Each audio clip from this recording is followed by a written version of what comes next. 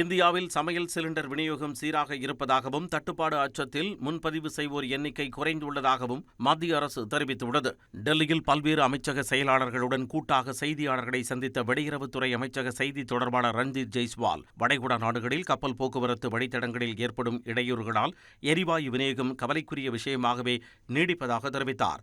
உலகின் பிற பகுதிகளில் இருந்து எரிவாயு இறக்குமதி செய்ய நடவடிக்கை எடுக்கப்பட்டு வருவதாகவும், வரும் நாட்களில் பல எரிவாயு டேங்கர்கள் இந்தியா வரும் என எதிர்பார்க்கப்படுவதாகவும் கூறினார். We continue to be in touch with several stakeholders in this matter so that we can ensure our energy security needs.